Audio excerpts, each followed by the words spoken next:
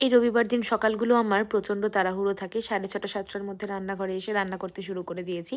একটা ডিমের অমলেট করলাম। একটা বলা ভুল হবে, এখানে 3টে ডিম দিয়ে একটা অমলেট করে রেখে দিলাম, যাতে দেরি না হয়ে যায়। একসাথে 3টে ডিমের কাজ একসাথেই করে ফেলেছি। দিয়ে তারপর কিন্তু একটু আবার তেল দিয়ে দিলাম কড়াইতে। ওই তেলের মধ্যে দিয়ে দিলাম হচ্ছে পেঁয়াজ কুচি, তারপরে দিলাম টমেটো কুচি, লঙ্কা, হলুদ, জিরে, নুন সব কিছু দিয়ে তারপর দিয়েছি রসুন বাটা। রসুনটা গ্রেট করে নিয়েছি, যেহেতু সকালবেলা খুব তাড়াহুড়ো থাকে, সময় থাকে না। তারপর একটু নাড়াচাড়া করে কষিয়ে নিয়ে দিয়ে দিয়েছি জল।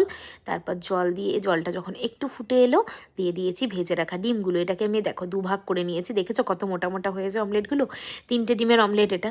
এটা আমার আর আমার মায়ের জন্য আজকে রান্না করেছি। আমার বর একদমই এই ডিমের অমলেটের ঝোল খেতে পছন্দ করে না, বাট আমার ভীষণই ভালো লাগে। যেখানে যাই সেখানে এই যে অমলেটটা কিন্তু আমি আজকে নিয়ে যাব। আর তার সাথে আজকে করেছিলাম ফুলকপি আলু ভাজা, আর ছিল ওই ডিমের অমলেটের ঝোল আর ভাত।